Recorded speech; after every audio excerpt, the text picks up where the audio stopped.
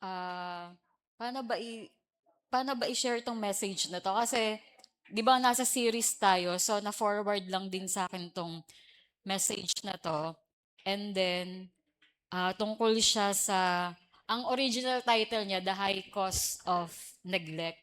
Pero para mas maintindihan natin, kasi ako mismo, kahit nag-accountancy ako, pero di ba pag nag-high cost ka, parang pick up ba to ng mga congregation? Pero ang talagang pinaka-meaning niya is the consequences of negligence. So, meron ba, sa mga bata, paano nyo, ano yung mga kapabayaan na ginagawa nyo bilang bata? Diba? Halimbawa, kung sa school, meron kayong assignment, ginagawa nyo ba siya agad pag, pag, sabi nga, di ba, si Ruro, naka, uy, ano ka pa naman, mataas pa naman section mo. Pero, ayun nga, di ba, parang, may mga storya dito sa message na to, na kapag i-analyze natin, alam nyo ba yung dahilan kung bakit nagkaroon tayo ng mga corrupt na mga political authorities, 'di ba?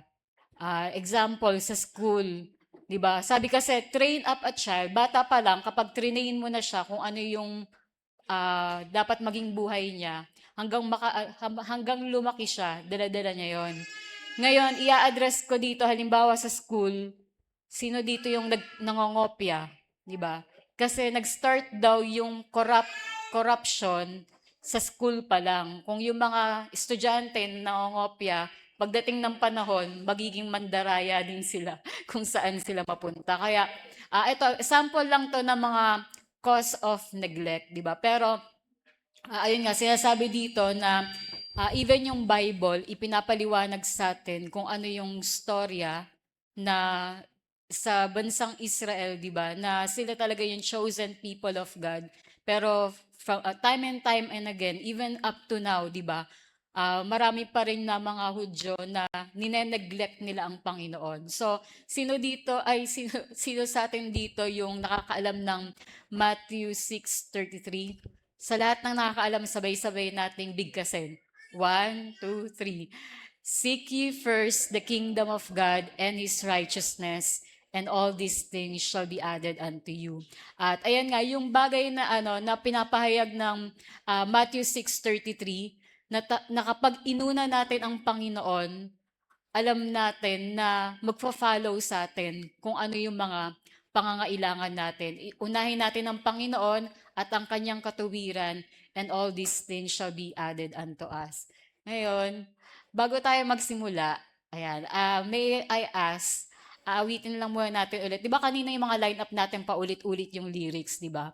Kasi nowadays, marami tayong mga kinakantang mga gospel songs, pero hindi na siya nag impact sa mga puso ng mga tao kasi sa dami ng lyrics, hindi na makapag-meditate yung mga tao. And 'di ba kanina nakita niyo si Papa, kumanta siya. And ito yung something na tinuro niya sa amin, yung I love you my Lord. Ginawa niyang preaching actually to. And then dun sa kanta na, excuse me, sa kanta na yon, sabi niya na kapag ah, kung gusto natin maitama yung relasyon natin sa Panginoon, kailangan natin siyang mahalin, di ba? Kasi ang greatest commandment is to love the Lord, our God, with all our hearts, with all our soul, with all our mind, with all our strength, and to love our neighbor as we love ourselves. So, if you want your relationship to be right with God, ayan, awitan natin siya ng minamahal natin siya. And I pray na ito ay talagang maipamuhay natin sa pananampalataya sa ating Panginoon Jesus. Yan. So, let's begin.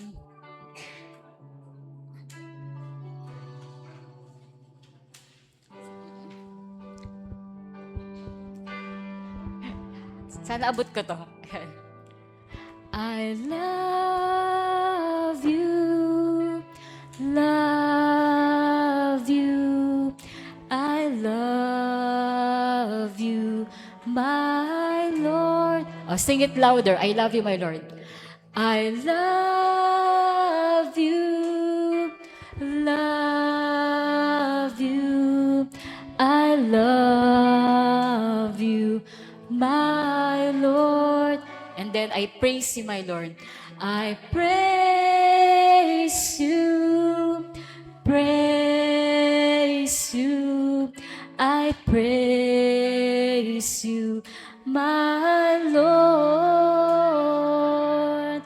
I praise you, praise you, I praise you, my Lord. And let's sing, I thank you, my Lord. I thank you, thank you, I thank you, my Lord.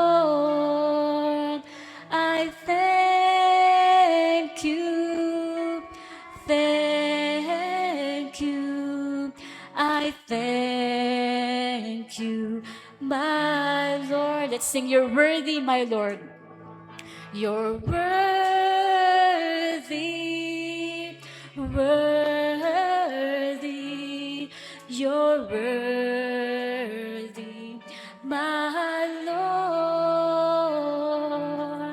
You're worthy, worthy, you're worthy, my Lord. For the last time, I love you, my Lord.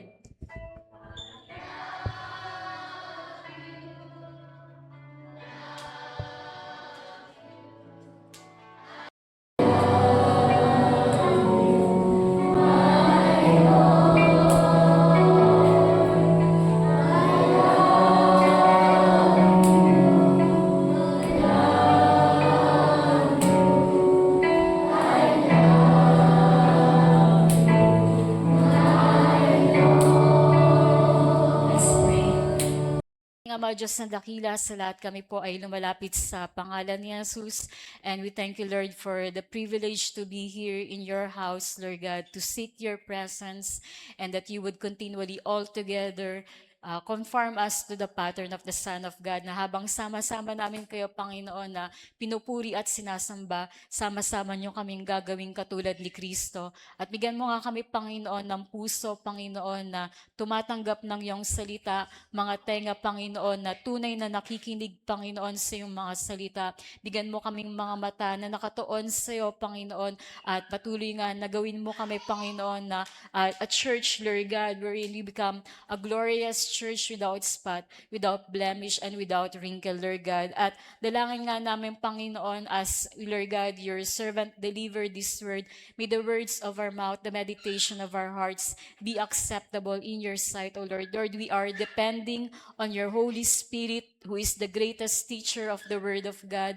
At Panginoon, you are no respecter of person, Panginoon, na naniniwala kami, even yung mga bata, hindi sila kalahating kaluluwa, kundi, Lord God, as a whole soul, Panginoon, you will bless, Lord God, each and every heart, Lord God, na nakikinig, Panginoon, at tumatanggap ng iyong salita. Kaya, Panginoon, I pray, Lord God, for anointed message. I pray for a powerful message, a life-changing message, and that you would give us a broken spirit and a contrite heart, offerings that you will not despise, Lord God, and help us to repent, Lord God, for the kingdom of heaven, Lord God, is at hand. Kaya we welcome your Holy Spirit, Lord God. Help us to return to you so that you would return to us. Help us, Lord God, to abide in you so that you would abide in us. And help us to draw close to you so that you would draw close unto us. May your good, acceptable, the perfect will of God be done in our lives, and seal our prayers with the blood, the Spirit of Christ. In Jesus' name we pray. Amen. So, yung content itong mensahe na to, ayan nga, yung sinasabi dyan na sa storya sa Book of Judges, ang naalala ko lang, nung pinag-aaralan ko to sa study Bible, na cycle nga yung ginagawa ng mga ng mga Israelites, na ayun nga, makakatanggap sila ng salita ng Diyos, and then mahuhulog sila sa kasalanan dahil sinaway nila. And then makakaranas sila ng mga sufferings kasi maraming consequences yung mga kasalanan.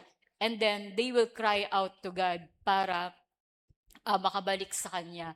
And ayun nga, sa bawat mga pamumuhay na ginagawa din natin, and minsan, I remember meron kaming, meron akong naging kaklase nung college.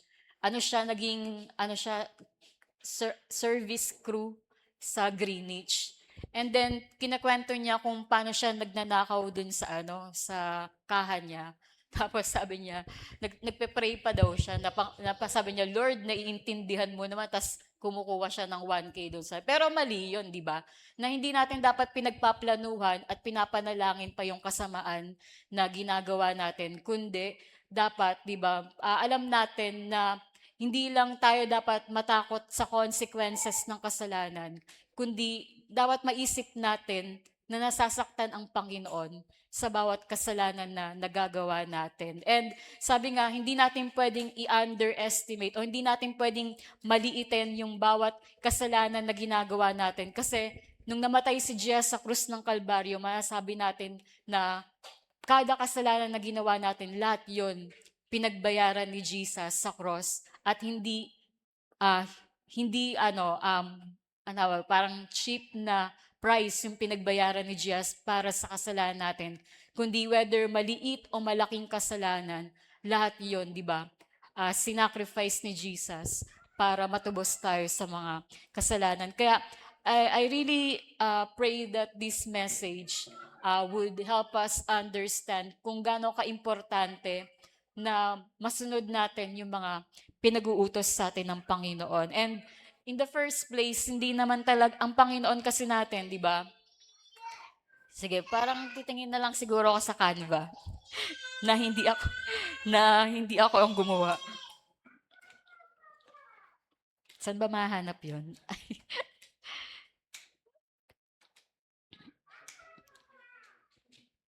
Nag-open ba yung Canva kapag offline? Ay, sige, titingin na nga lang ako dyan. Yan, pero ayun nga, ang sabi nga dito, ay according nga sa God's instruction, di ba? Yung Bible, yun yung manual natin. Di ba? Sino sa inyo yung pag may bago kayong cellphone, hindi nyo tinitignan yung manual. Di ba? O may bago kayong mga items na merong manual, hindi nyo nalalaman kung ano yung content. Tas basta na lang pag-eksperimentuhan mo minsan yung technology kung paano siya gamitin without ah, na hindi ka nagkumukuha ng information sa mga manual. Pero ayun nga, ganun yung nangyayari din sa atin, 'di ba? Kapag sa buhay na to, ang manual natin ay yung Word of God, pero yung mga tao hindi nagbabasa ng Bible. So, okay lang kaya kung sa mga bata natin dito, magpapa-raise your hand ako. Sino talaga dito yung day and night nagbabasa kayo ng Bible? Ayan. Alam nyo ba na kasalanan ang hindi magbasa ng Bible? Kaya sabi sa Joshua 1:8, di ba? This book of the law shall not depart from your mouth. You shall meditate on it day and night, so that you would be careful to do anything that is written on it, and that you will be prosperous and successful. Gusto niyo ba maging part kayo ng pagyaman ng Pilipinas? Di ba? Ang sekreto, yung pagbabasa ng Bible. Kasi sabi doon, you will have a good success, di ba? Kapag binabasa mo yung salita ng Diyos, minimeditate mo siya, di ba? You confess it with your mouth, day and night, at sinusunod mo siya, at yun ang sabi ng Bible, you will be prosperous and successful. Kaya, no matter what, kung anong marating natin sa buhay, babalik at babalik pa rin tayo sa read your Bible, pray every day, and you grow and grow and grow. So even si Jesus, di ba, nung 12 years old lang siya, nakita siya sa templo. And then, ang pinag-uusapan niya kasama ng mga intelligent people, mga doktor during that time, yung Word of God, di ba? Pinag-uusapan nila yung scroll. So, ibig sabihin, si Jesus naranasan din niyang maging bata at siya mismo, di ba? Aral din siya sa salita ng Diyos. And alam niyo, maraming first world countries, ibig sabihin, ito yung mga talagang mga mayayaman na bansa. At kapag trinace nyo yung history nila, yung background nila, puro sila naglaan ng oras sa salita ng Diyos. Yung constitution ng bansa nila, di ba? Laging nandun yung salita ng Diyos. At yung mga forefathers of faith, puro nagdwell sa salita ng Diyos. And I believe ito yung sekreto na dapat matutunan ng mga Pilipino. You know, our advantage sa South Korea, yung mga Koreans, hindi sila ganun kagaling sa English, di ba? Pero ang galing nilang mag-pray, di ba? To the point na pag nagtatang sila, yung scripture yung napagpe-pray nila. Kaya pinagpala din yung South Korea. And pag iniisip ko nga, di ba, yung United Kingdom and United States of America, parehas sila na nag-aral ng salita ng Diyos. Kaya talagang sila yung nakapag-produce ng maraming mga preachers all over the world dahil talagang malalim yung pag-aaral ng salita ng Diyos na ginawa nila. And on the other hand, yung warmest Christians naman in the world ay yung mga Koreans because of their prayer. And di ba parang makakita natin may tension ngayon sa West Philippine Sea, di ba, na ano yung sikreto ng South Korea kahit North Korea yung katabi nila at pwedeng-pwede silang atakihin noon anytime, di ba? At ang naging sikreto nila, pray sila ng pray, di ba? To the point na 500,000 intercessors ang meron ang South Korea at biglang yumaman yung bansa nila. I remember yung book ni Paul Yonggi na meron siyang 1 million congregation. Naiinggit lang siya dati sa Pilipinas. And then, nung nakita niya yung Luneta Park, pinag-pray niya na, Lord, magkaroon din kami ng gantong park sa South Korea. Luneta Park lang yun pero pinag-pray niya, di ba, na magkaroon ng ganun sa South Korea. And then, imagine, nung nakapag-produce sila ng maraming nananalangin, yun lagi ang nagiging protection nila na as they seek the Lord, di ba, yung mga kaaway nila, hindi sila matouch, di ba? Nagiging untouchable sila. And so, we must take note of this message na uh, nowadays makikita natin na even yung mga Christians, parang madalang na lang yung talagang dedicated maglaan ng oras sa Word of God. Nowadays, actually may napanood akong balita na parang sa Amerika yata siya na preacher. And then nag-Bible writing siya. So kaka-Bible writing niya, nakapag-church planting siya sa maraming lugar. And then, lately, si Ate Deb, dahil nasa Belgium siya, meron siyang na-discover na Bible writing din. And so, in-exercise niya yon, sabi niya, kaka-Bible writing niya, feeling niya bumait siya. Praise God. Praise God, diba? Bumait siya. Ayun, pero ayun nga, pina-implement yan din sa aming magkakapatid na kapag nag-Bible writing kami, may mga equivalent na price. Parang yung lowest price, halimbawa, yung shortest chapter sa Bible, di ba may 5 book sa Bible. O, sikreto para sa mga bata kung gusto nyong makatapos agad ng 5 libro sa Bible, di ba, meron tayong 66 books of the Bible. 5 doon, merong isang chapter lang. So, pag nabasa mo yun, wow, naka-1 libro kagad ako. So, sa Old Testament, merong isa yung Obadiah. And then sa New Testament, tandaan nyo to para pag nakabasa kayo ng 5 libro, parang wow, ang sarap nun, di ba? Na ang nakakatalino yon, 5 libro agad yung nabasa mo, parang nakabasa ka agad ng 5 books sa library. So, sa New Testament naman, yung Philemon, and then 2 John, 3 John, and yung Book of Jude. Ayan, so Obadiah, Philemon, 2 John, 3 John, Jude. So, ayun yung inuna kong isulat sa Bible writing. At dahil dun sa entry ko na yon, ang equivalent nun is 20 euros agad. Oh, magkano yon sa pera natin? Times 7.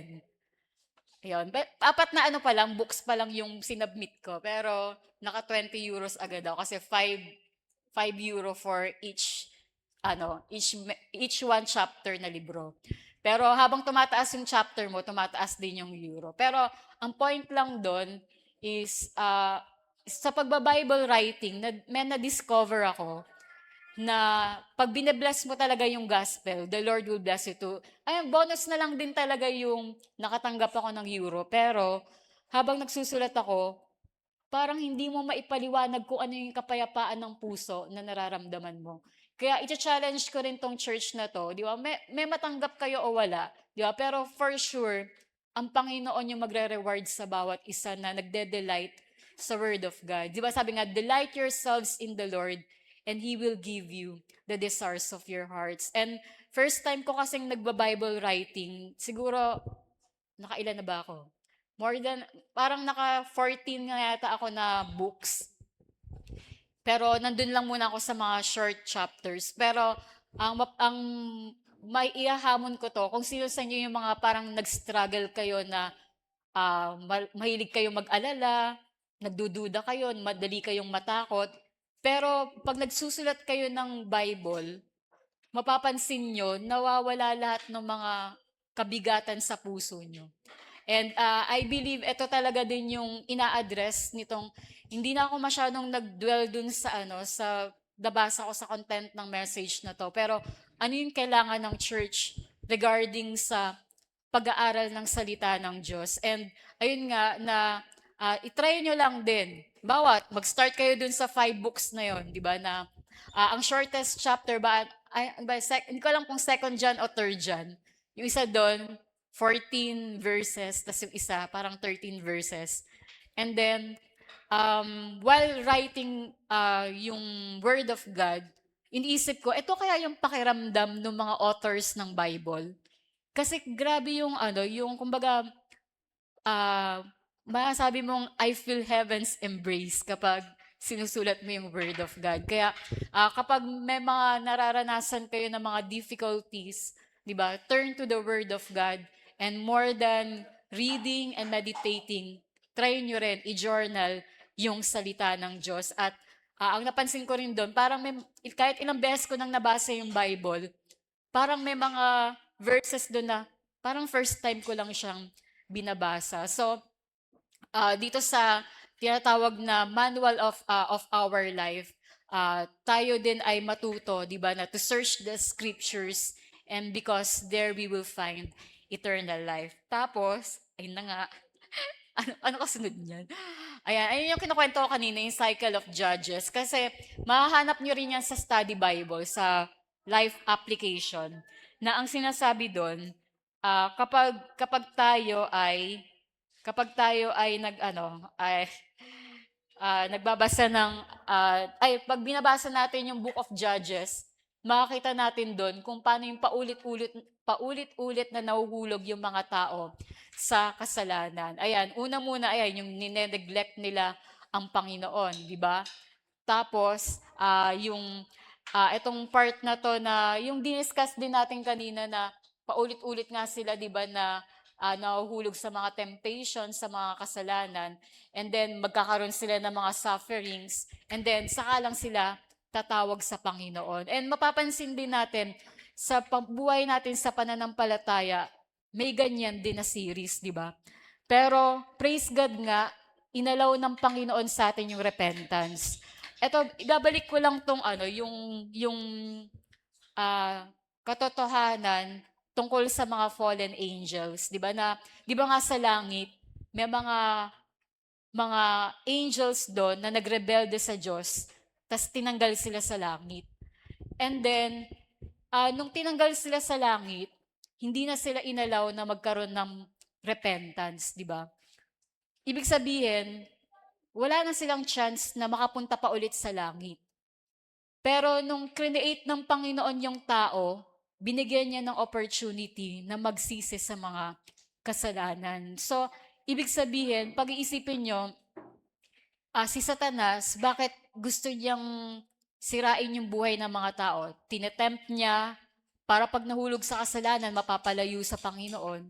Pero isipin nyo, bakit pa ulit-ulit na ganun yung ginagawa ng mga demonyo, di ba?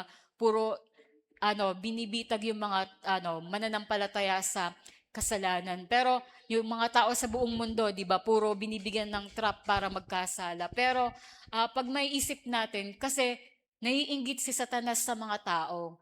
Dahil binigyan tayo ng redemption. Nung nagkasala yung mga angels, hindi naman namatay si Jesus sa cross para sa kanila eh. Pero nung yung tao yung nahulog sa kasalanan, 'di ba?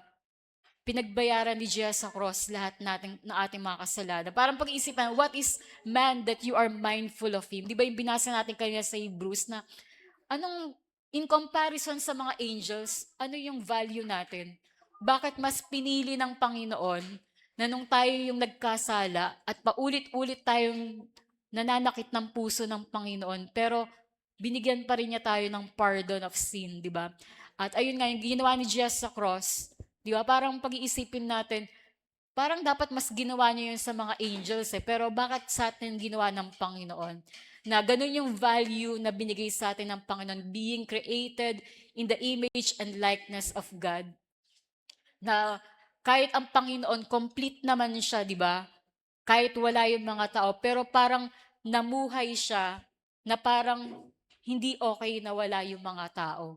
So, ibig sabihin, makakita natin dito na i-consider natin yung importance na ginawa ni Jesus sa cross, na nung namatay siya sa krus ng Kalbaryo, ang sinasabi niya sa, "For God so loved the world that He gave His only begotten Son, that whosoever believes in Him shall not perish but have everlasting life." Meaning to say, sinasabi ng Panginoon na magkakaroon pa rin tayo, di ba, ng opportunity ng everlasting, di ba, privilege na magkaroon ng buhay na walang hanggan at makapiling siya, di ba, sa ginawa niyang langit para sa atin. So, here, binibigyan lang tayo ng example ng Book of Judges kung paanong even sa mundo ngayon, makikita natin itong cycle of sin pa rin, ito parang cycle ng pamumuhay ng mga tao na tumatawag lang sa Panginoon kapag nagsasuffer na, di ba?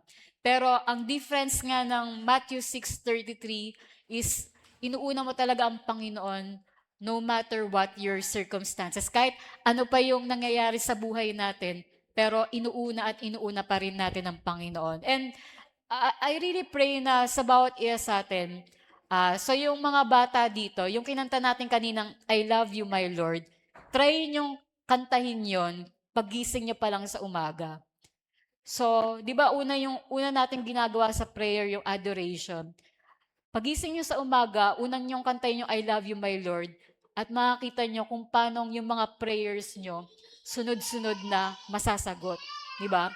Kasi ibig sabihin, yung pag-awit natin sa Panginoon na inibig natin siya, bumubukas yung durungawan ng langit at 'di ba, malayang nakakadating sa atin yung mga kasagutan sa panalangin. And ayun nga 'di ba, ito yung dito sa Book of Judges, kung iniibig lang ng mga tao ang Panginoon, 'di ba? Sabi nga, hindi burdensome, 'di ba, yung sumunod sa Panginoon kapag mahal natin siya, 'di ba? Magiging madali para sa atin na sundin siya.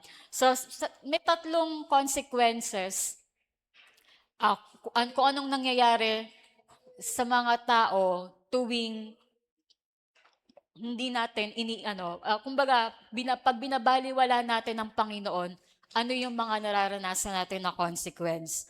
So, una muna, we suffer enemy oppression. So, dito sa enemy oppression, papasimplihan na lang natin. Kasi sabi nga, yung mga bata, they may not understand theology, yan, but they can understand love and compassion. So, meaning to say, dito sa enemy oppression, di ba, makakita natin na kapag ang mga tao, binabaliwala nila ang Panginoon, nakakaranas sila ng enemy oppression. Yung ibig sabihin, di ba, whether physically uh, or spiritually, meron talagang enemies, di ba? So, pero di ba may sinasabi nga rin sa Bible, when a man's ways please the Lord, he even make his enemies to be at peace with him. Di ba? Nagets ba natin yon na kapag nakakalugod tayo sa Panginoon, even yung mga kaaway natin, di ba, magiging at peace sa atin. Pero may reality rin na kapag binabaliwala ng mga tao ang Panginoon, di ba, ano yung attack ng mga kaaway na nararanasan ng mga tao. And sabi nga rin sa message na to, ma- ano no, parang Filipino joy yung ano nito, no? Yung, kasi may mga Tagalog na mga basa dito. Uh, we can see, di ba yung sa Midianites, ayun yung nag-arise na kalaban ng mga Israelites dahil ayun nga, tumalikod sila sa Panginoon. So mapapansin natin, sa bansa natin, merong parang, parang, paano ko ba papaliwanag yun? Di ba na sa bansa natin, may enemy oppression kasi minsan may mga nag-a-arise na mga political authorities na wicked dahil wicked din yung mga tao. So ibig sabihin, nagiging discipline ng Panginoon yun sa atin kung bakit may mga unrighteous na mga politicians. So, meron nga akong napanood na reels, ewan ko kung napanood nyo, parang trending siya, na ang sinasabi tungkol sa Pilipinas is may pag-asa pa daw ba yung Pilipinas? Ano sa palagay nyo guys? Bilang Pilipino, may pag-asa pa ba ang Pilipinas? Amen. Ayan. So, sabi nga ang tanong doon, hindi kung parang hindi siya tungkol sa mga politicians, hindi siya tungkol sa economy natin o education o kung ano man yung agriculture natin, tourism, hindi yon, di ba? Ang tanong nga daw, anong sabi sa Bible? Blessed is the nation whose God is the Lord and the people whom He has chosen as inheritance, di ba? Ayun sa Psalm 33 verse 12, ayun yung sinasabi, mapalad ang bansa, di ba, na ang Panginoon ay ang Diyos. Di ba yung pera natin, nakita nyo ba sa pera natin? Nakalagay doon, ayun, mapalad ang bayan na ang Diyos ang Panginoon. Yun ba? Yun ba yung nakalagay doon? Check nyo yung mga pera nyo. May verse sa Bible doon. And then, ang tanong sa bawat isa dito, ayan, si Kuyang naka-blue. Kuya, ikaw, ayan, sky blue, light blue. Ayan. Masabi mo ba, ang pangalan mo? Ano? Ha? Referee? Jeffrey? Jeffrey? Ayan, so, ayan. Masabi mo ba na sa buhay mo, si Jesus ang Panginoon ng buhay mo? Ha? Amen. Si Jesus ba ang Diyos ng buhay mo? Diyos ba si Jesus sa buhay mo? Di ba? Ibig sabihin, hindi ka sumasamba sa mga Diyos-Diyosan. Kapag si Jesus ang Diyos mo, siya yung sinasamba mo. Tama ba? Ayun, amen. Dapat ayun, di ba? Katulad ni Kuya Referee, Jeffrey, ayun. So, sa buhay niya, ilang taon ka na?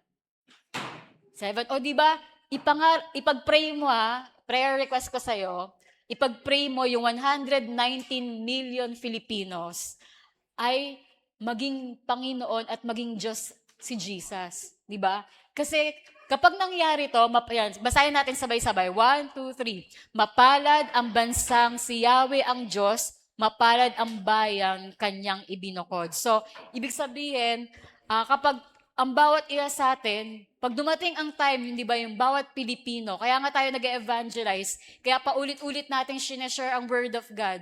Di ba? Hanggang yung buong bansa na to at maging yung iba't ibang bansa, hanggang si Jesus, yung maging Panginoon, maging tagapagligtas, at maging Diyos nating lahat, di ba? At doon nangyayari na magiging mapalad yung ating bansa. Kaya, kinakailangan nga na para mawala tong mga enemy oppression, di ba? May mga pagpapala na dapat para sa atin, na dapat makarating na sa atin, pero dahil nga may mga kaaway, di ba? Halimbawa, nag-pray, si kuyang naka-black, ayan, katabi ni kuyang naka-white. Ay, ikaw, naranasan mo na bang mag-pray tas ang tagal dumating? Di ba? Alam mo ba kung anong nangyayari sa langit? Kung bakit ganon? So kasi, sa langit, pag nag-pray tayo, nasa third heaven ang Panginoon. Di ba? Pero nasa puso rin natin siya. Ngayon sa third heaven, uutusan ng Panginoon, bawa nag-pray si kuya, ang pangalan mo kuya? Pasig? Sige. Sige. Ayan. Kaano-ano mo si Vico Soto. Ayan, pero, ayun, pag nag-pray kasi tayo, sa langit, uutusan ng Panginoon yung mga banal na anghel na di ba parang Shopee o yung Lazada, ide-deliver sa atin yung mga sagot sa prayer natin. Pero kapag hindi ka nag-pray, 'di ba? Hindi ka tuloy-tuloy na nag-pray hanggang makarating sa'yo, nata-traffic 'yon. Kasi may mga demonyo sa second heaven na hinaharang nila yung mga angels para maihatid sa'yo yung prayer mo. Kaya dapat mag-pray ka na mag-pray hanggang sa makarating sa'yo. 'Di ba? So, ayun yung nangyayari. Yung nakikita niyong ulap dyan sa Himpapawid, ayan yung first heaven. So hanggang makapasok dyan yung mga angels of Yahweh at makarating sa mga bahay natin, dapat tuloy-tuloy tayong nananalangin. Pero imagine niyo, paano kung halimbawa yung blessing mo, 'di ba? Parang dapat para sa yun, tapos makita mo nasa iba, 'di ba? Ayun yung sinasabing enemy oppression. Kasi ibig sabihin, dapat yung mga legally and rightfully belonging the blessing sa atin ay i-command natin, 'di ba? Sa pamamagitan ng prayer in the name of Jesus na makarating sa atin, 'di ba? So, ayun nga, ibig sabihin, sa Pilipinas, 'di ba sabi nga, mayaman talaga yung bansa natin, pero ba't hindi natin maramdaman, 'di ba? Kasi may mga enemy oppression, 'di ba? Maaring yung mga political authorities nga, 'di ba, na may mga wicked ways, 'di ba? Sila yung ina-attack din ng kaaway para kuhain kung ano yung kaban ng bayan. Pero 'di ba kapag once na nagpray tayo, yung spirit of corruption ay gagapusin ng Panginoon at malayang makakarating sa atin yung mga pagpapala na meant para sa bansa natin. So, ayun nga, may share din ako nung, kailan ba yun? Nung prayer meeting, prayer meeting nga siya, na naisip nyo ba yung mga ilog natin, mga bay, mga lake, di ba? Yung mga, ano natin, yamang katubigan. Ang tawag doon? Tama yun yon. Ha? Yamang tubig. Mali pa yung Tagalog ko. Ayan, so, ano ba yun? So, pag-isipin nga natin, di ba, itong mga tubig sa Pilipinas, di ba, saan na water baptize si Jesus? Sa Jordan River. Ibig sabihin, mahalaga yung ilog sa Panginoon dahil dun siya na water baptize. Pero makikita natin, polluted yung mga rivers sa Pilipinas na imbis na dapat maraming nawa-water baptize agad, pero ang ginawa ng Diablo sa bansa natin, dinungisan. 'Di ba? Yung mga lake yung sa Aplaya, 'di ba? E di sana may malapit tayo na ano, pwedeng pag-swimmingan, 'di ba? Pero ginawa rin polluted na kao. Kaya mag-pray tayo na mag-raise up ang Panginoon ng righteous government, ng shalom government, na magkaroon sila katulad ng sa Singapore, talagang nilinis nila yung mga karagatan nila, and lahat ng mga source ng water nila, ginawa nila ng paraan para luminis. And ayun din, na naniniwala ako na, imbawa katulad sa Thailand, meron doon dagat na maraming na water baptize. Imagine Buddhist country yon, di ba? Na dapat mas sikat ang Pilipinas dahil, di ba meron tayong 7,641 islands. Gaano kadami yung nakapaligid sa atin na tubig? 'Di ba? Na dapat sikat ang Pilipinas sa pinakamaraming nawa-water baptize kasi ang dami nating katubigan. So iparedeem natin sa Panginoon 'yon. At ito yung isa sa enemy oppression na dapat na mabind sa bansa na 'to, 'di ba? Na halimbawa, pag nakita kayo ng mga rivers sa paligid natin, ipag-pray nyo na, Lord, i-redeem nyo po tong mga tubig namin, 'di ba? Na pagandahin nyo ulit, Lord, yung Pilipinas. Kasi 'di ba kung nagawan nga nila ng paraan yung Pasig River, nagawan nila ng paraan yung Manila Bay, 'di ba? Pag-pray natin mangyari to sa buong Pilipinas at magamit itong mga tubig na to para sa mga gospel activities, 'di ba? Yung mga gospel proclamation. And most especially, di ba, kayo naman kasi ng Panginoon, baptizing them in the name of the Father and of the Son and of the Holy Ghost. Kaya isa to sa mga concern sa prayer ko na, Lord, napaka-imposible nito, pero naniniwala ako with God, all things are possible. At sabi ng Panginoon, nothing is too difficult for thee. So, ipag-pray natin to sama-sama. That kahit isang church lang tayo na gumagawa ito, pero when we touch heavens, di ba, sabi nga, greater is He living in us than He that is in the world. Ano pa? Mas marami yung angels na natira sa langit kesa sa mga na-kick out sa langit. Kaya, those that are with us are more than those that are with them. So, sa kada isang demonyo, may 2 angels sa langit na puwedeng ano dun, gumapos dun. So, ibig sabihin, ganun yung ratio, 'di ba? Mas marami yung natira pa rin sa langit, 'di ba? Kung 1/3 of the angels ang na-kick out, ibig sabihin yung 2/3 nasa langit sila. Kaya mas marami yung kakampi natin dahil tayo ay nasa side ni Jesus. And then also, ayan, pinapasimple ko na lang 'to, So, next is, anong sunod dun? Economic depression ba? Ayun. Una, 'di ba, enemy oppression. Ito naman, economic depression. So, mapapansin din natin, ayan, parang diniscuss ko na rin yun yung tungkol sa bansa natin, 'di ba, na sa economic depression, imagine niyo, nag-search ako sa ano sa Google. Anong basa doon? Googles, ano Google. Google? Google daw kasi. Parang yung miracle. Parang so, ayun, yung sa economic depression. Di ba mapapansin natin, tingnan nyo, yung pera natin, $1 is to 61 pesos. Di ba? Kung sana, 1:1 yon, halimbawa, sino dito mahilig sa Barbie doll? Di ba? Halimbawa, yung Barbie doll, mahilig ka sa Barbie, yan, sige. Halimbawa, yung Barbie doll, hindi ko alam kung magkano yung presyo niya ngayon, kung $20 ba? Kung $20 siya, di ba, ita-times mo pa yun ng 61.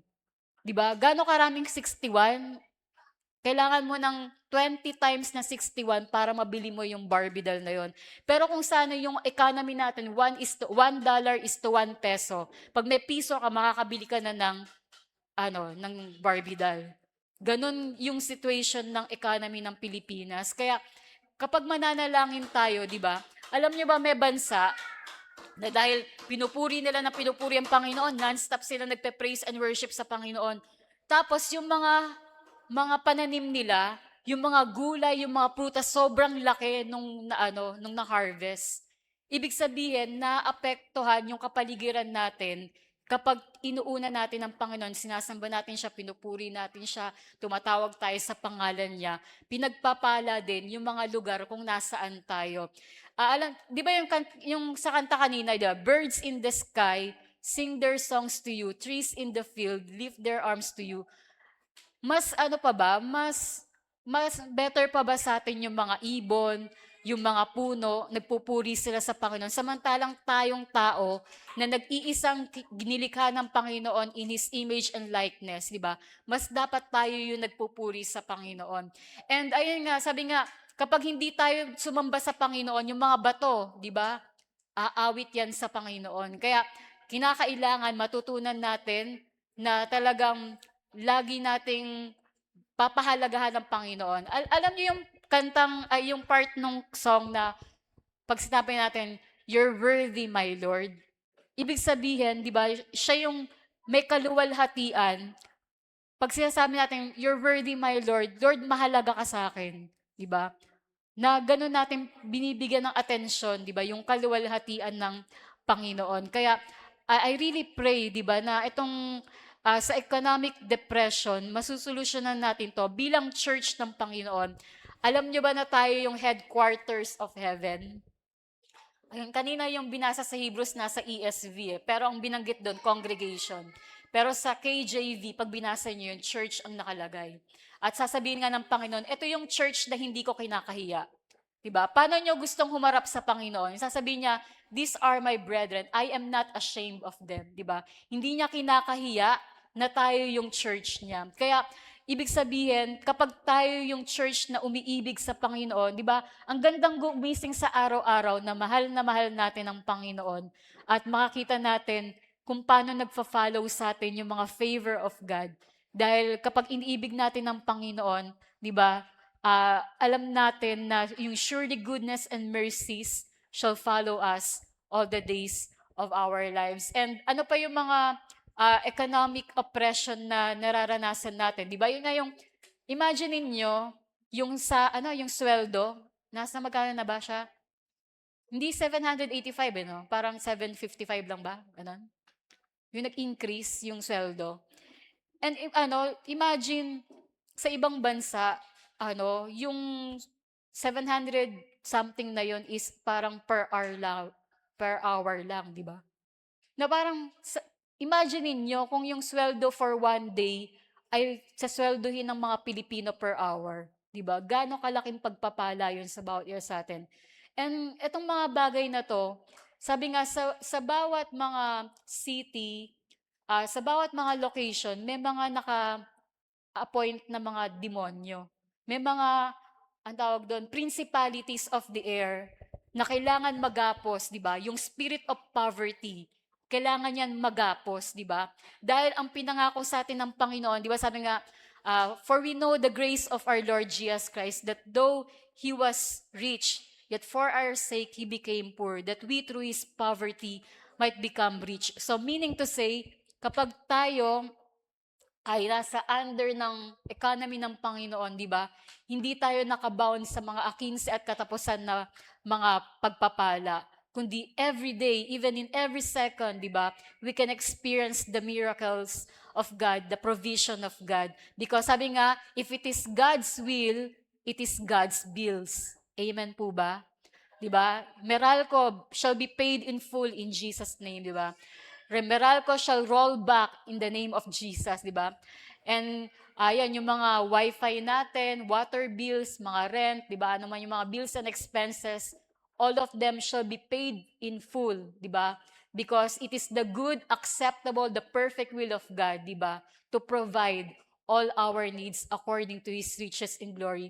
Kaya kailangan mag-testimony tayo na meron talagang kakaibang ginawang pagpapala sa atin ng Panginoon. And the more you testify, di ba, the more na pagpapalain tayo sa ng Panginoon. Kaya nga sabi ko, Lord, nagta-10% yung church sa Israel. Sabi mo sa salita mo, Lord, pag pinagpala namin yung bansang Israel, pagpapalain mo rin kami.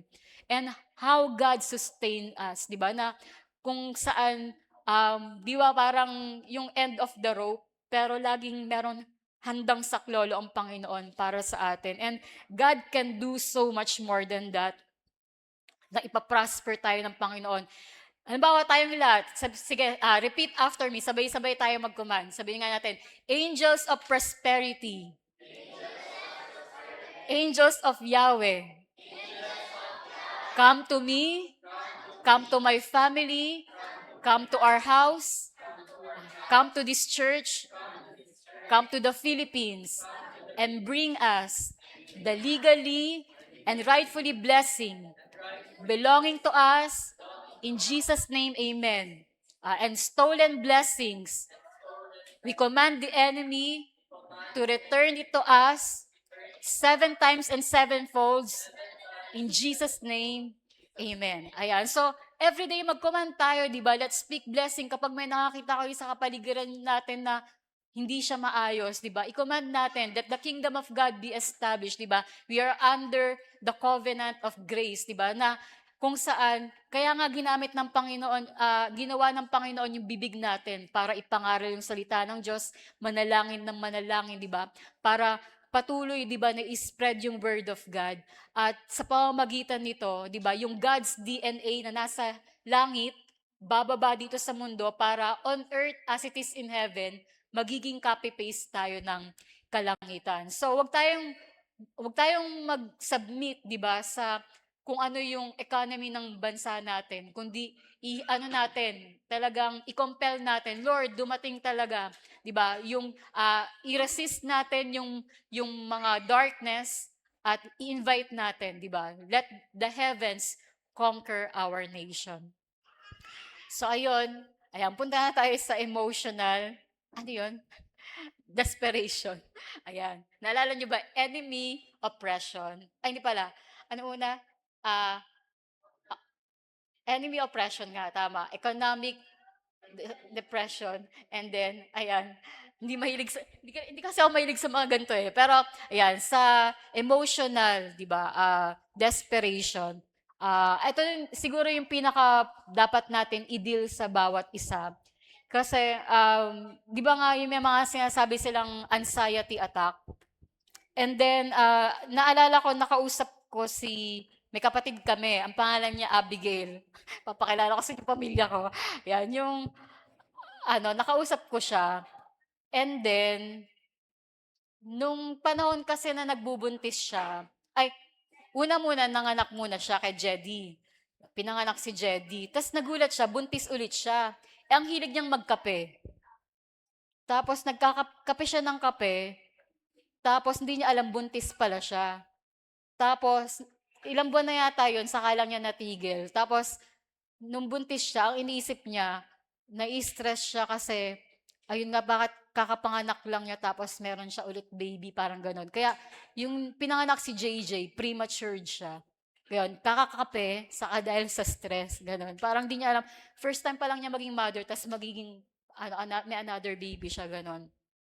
And then, yun, dahil sa kape, kaya huwag kayong magkakape kapag nagdalang tao kayo. Ayan, para hindi ma-premature. Pero, ayun nga, ayan, ito, kamukha to ni JJ. Ayan, tingnan niyo yan. Pag pinalaki niyo yan, kamukha yan ni JJ. So, ayun yan, sabi niya, hindi daw niya kung ano yung nararamdaman niya during that time na nagbubuntis siya. Pero yung pala yun, yung parang sinikat lang daw yung anxiety attack, pero yung pagiging stress niya during that time, ganun daw yung nararanasan niya. Pero ang point nito, 'di ba, sa bawat nag-i-struggle, 'di ba, sa mga kaisipan, sa kalooban, 'di ba sabi sa Bible merong the spirit of heaviness, the garment of praise for the spirit of heaviness. Try nyo kapag parang ang bigat ng kalooban nyo, magpuri kayo ng magpuri sa Panginoon, umawit kayo ng umawit sa Panginoon, hanggang sa ma-lift up yung burdens, di ba? At maranasan natin yung peace of God that surpasseth all understanding that will guard our hearts and minds. So, ayun, dito sa emotional desperation, kapag binabaliwala ng mga tao ang Panginoon, ayun nga, meron akong na-encounter na quotation. Sabi doon, kung gusto mong pinaka maging miserable, sawayin mo yung Matthew 6:33. Yan. Kung meron mga tao dito, 'di ba, miserable yung pakiramdam nyo, pag-isipan nyo ulit.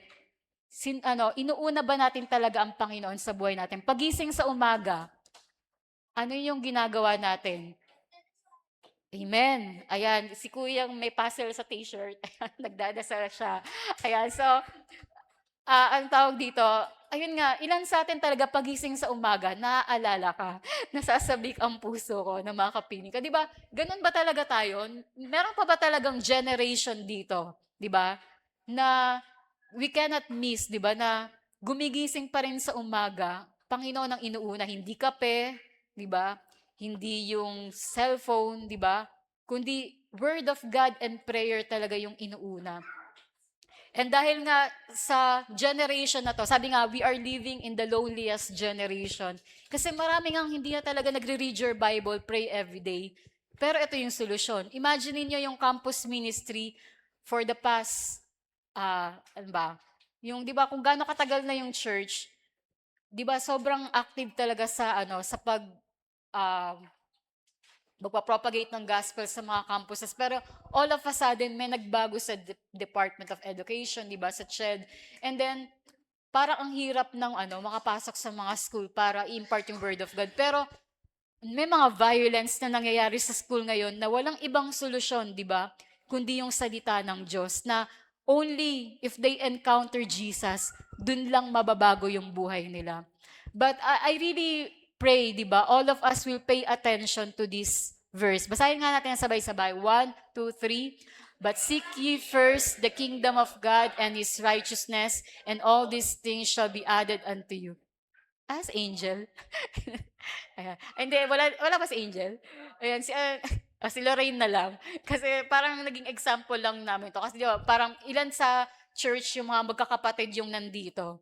Di ba? Sabi dyan, seek ye first the kingdom of God. E di, sabay-sabay, magsisimba nga kayong magkapatid. Bawa, si Angel saka si Lorraine. Pupunta sila sa church kasi magsisik ye first the kingdom of God sila. Pero ang tanong, sinunod ba nila yung and His righteousness? Di ba? Paano kung si Lorraine saka si Angel, bago sila pumunta sa church, nagsabunutan muna sila, di ba? Nagsabunutan sila ng kilay. Ayun, so, paki-forma nga. Ayun, pero, imagine niyo, hindi righteousness yun, di ba? Ibig sabihin, dapat pag inuna mo ang Panginoon, nasa katuwiran ka rin, di ba? Hindi yung tinataas mo yung kamay mo dito, pero kaninang umaga may sinampal ka, di ba? O kaya, di ba, parang tumutugtog ka, di ba?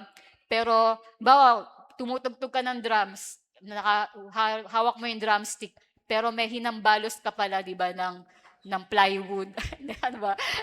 Pero ayun, parang ibig sabihin, 'di ba, na bawat isa sa atin, 'di ba, if we are experiencing emotional desperation, 'di ba, na parang merong hinahanap-hanap talaga yung kaluluwa natin. 'Di ba sabi nga, "Oh Lord, you satisfy me like nobody else can." 'Di ba na sabi nga, yung kaluluwa natin may hinahanap-hanap siya. At etong creation na 'to bilang tao, we are, 'di ba, meron tayong body, soul, and spirit. Na-identify ng kaluluwa natin, ng spirito natin, kung sino yung lumikha sa Kanya. And unless we come back, 'di ba, kung sino yung Diyos natin, saka lang, 'di ba, saka lang tayo hindi na kita natawag, no? Pero kantayin na lang natin straight 'yan. Pero ah, sa lahat ng ito, kasi ang hirap ipaliwanag sa mga bata kayo bang mga bata? Ayan, si Ate Brown. Hindi, anong pangalan mo? Ano? Reti, Retin? Ayan, yun. Nakakaranas ka bang nag-aalala ka? Anong pakiramdam ng nag-aalala? Di ba? Lagi mo naiisip, tama? Sabi nga, ang kabaliktaran ng pag-aalala ay yung meditation. Ibig sabihin, imbis na nag-aalala ka sa problema, alalahanin mo yung salita ng Diyos. Kaya habang bata pa kayo, okay, kids church, majority sila, ayan, nasakop na po kami.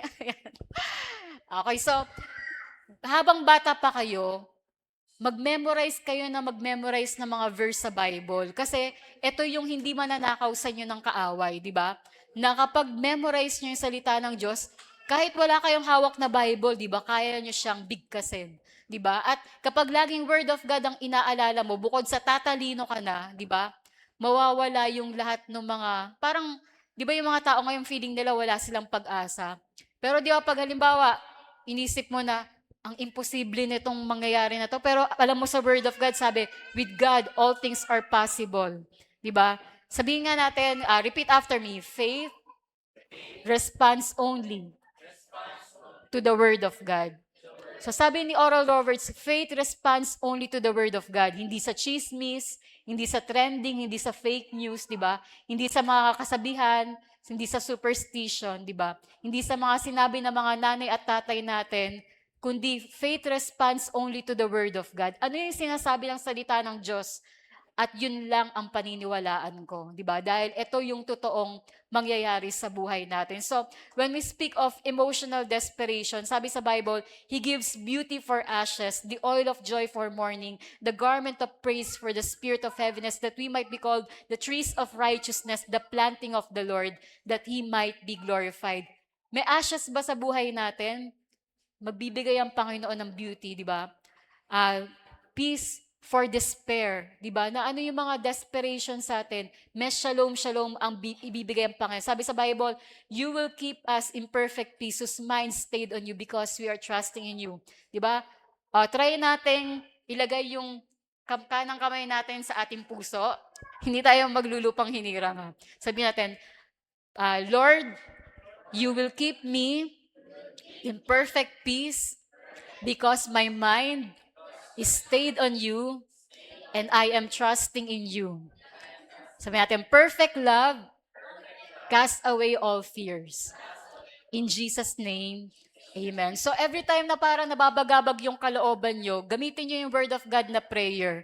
At ayun yung speak nyo sa puso nyo, sa isip mo, I have the mind of Christ. Hindi ako mababaliw, di ba? Hindi ako mag-aalala, hindi ako magdududa, hindi ako mangangamba. Sapagkat meron akong kaisipan na katulad ni Kristo. At sa isip ng Diyos, walang kasalanan, di ba? Walang negative sa isip ng Panginoon. Kaya sabi natin, Lord, kung ano yung naiisip mo, yun lang ilagay mo sa isipan ko. At maganda nga, punuin natin yung isip natin ng salita ng Diyos. So, in all these things, ayan, Kasi hindi talaga ako marunong magturo sa mga kids church. Pero, ayan, by the grace of God, I pray na, ayun nga, uh, you will treasure the word of God. Kahit saan tayo makarating, when you read your Bible, pray every day and you grow. Alam mo si Papa, nag-aral siya ng doc- Doctor of Philosophy sa Korea.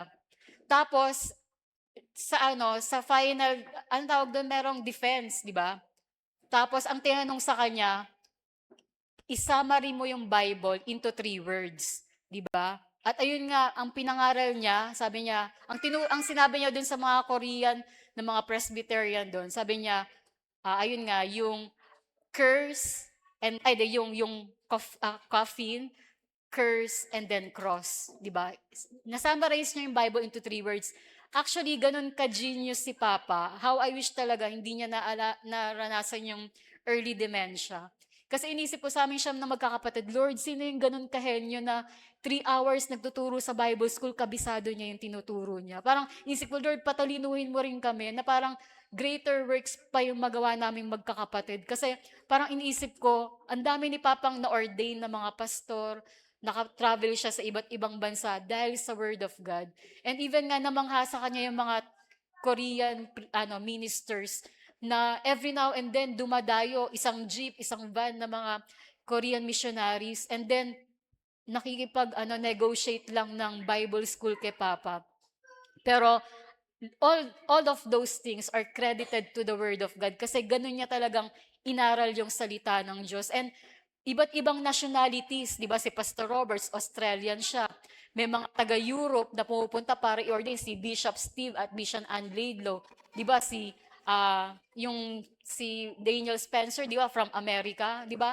Iba't ibang nationalities, kasi Papa Pilipino, pero nagpapa-ordain sila, pero Pilipino yung pinupuntahan nila.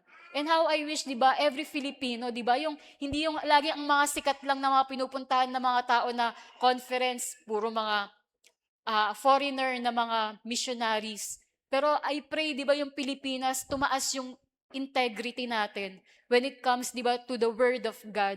Nahahanapin din tayo ng buong mundo, 'di ba? Para ipangaral yung salita ng Diyos. 'Di ba si Sadhu, Indian siya, 'di ba? Pero dahil yung knowledge na meron siya sa Word of God, ini-invite siya sa iba't ibang bansa para ipangaral ang salita ng Diyos. I pray magkaroon din tayo ng ganong pangarap, di ba? Na hindi na nila i-underestimate yung mga Pilipino, kundi dahil may karunungan tayo sa salita ng Diyos, tayo ay magiging kapakipakinabang, di ba? Become ambassadors for Christ. We become a vessel unto honor, sanctified, useful for the master, and prepared for every good work. And we become a living sacrifice, holy and acceptable unto the Lord. At tatapusin ko lang yung sinabi ni Papa na coffin, di ba? And then curse, and then yung cross. Di ba na parang sa Genesis chapter 50, di ba? Na yung last chapter and last verse of the Bible. Pakitignan nga, 26 ba yon? 50, chapter 50, pero yung pinaka-last verse, anong nakalagay? Ayan, 26 nga. Ayan, yung unang C is yung coffin because namatay si Joseph, di ba? Parang sinasabi nga, dahil sa kasalanan, yung buong mundo, di ba? Di ba, ang kabayaran ng kasalanan ay kamatayan. Nakakaranas lahat ng kamatayan. Pero ayun yung ending ng Genesis, di ba? At pag pumunta na tayo sa Malakay chapter 4, verse 6, 'di ba? Nag-end yung Old Testament sa word na si ulit. Sabi diyan, I will smite lest I come and smite the earth with a curse. So, bukod dun sa kamatayan, ito naman sinumpa ng Diyos yung buong mundo dahil sa kasalanan.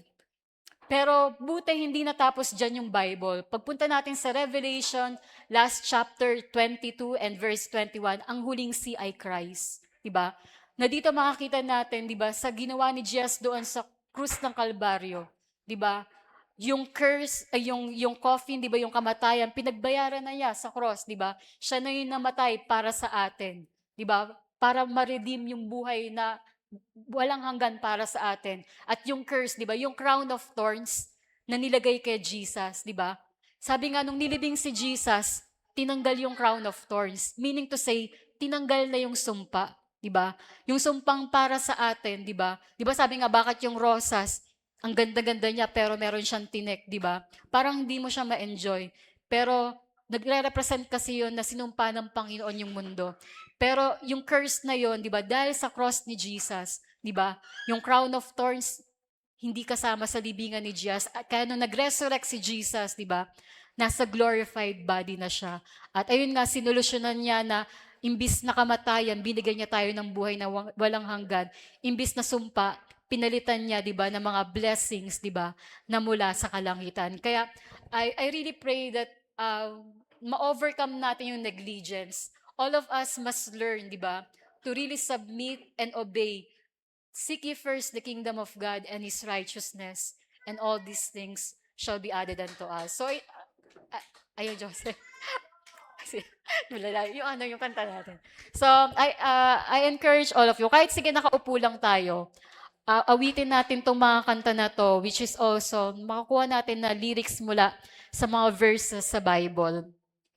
And I encourage all of us na kung isa tayo sa nambabaliwala sa Panginoon, di ba? Matagal na natin siyang hindi pinaglalaan ng oras. Paano mo masasabing binabaliwala mo ang Panginoon? Kailan mo huling binasa yung Bible mo? Kailan ka huli talagang nakipag-usap sa Panginoon na masinsinan, di ba? A heart-to-heart talk with the Lord, di ba? Nowadays, ayun nga, I remember yung sinabi ni Jesus, "My house shall be called a house of prayer, but you have made it a den of robbers." Ilan sa mga Kristiyano nowadays, Christians na to pero wala sa church, 'di ba, pag Sunday, 'di ba?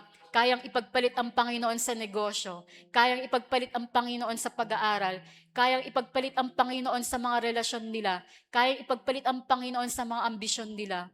Ganun lang ba? Ayun lang ba yung level, 'di ba, ng ginawa ng Panginoon sa krus ng Kalbaryo? When He is worthy of it all, di ba? He is worthy of our lives. 6 days binigay na ng Panginoon para sa atin yan. Pero sa araw ng Lord's Day, di ba? Isa lang yon, isang araw lang yon.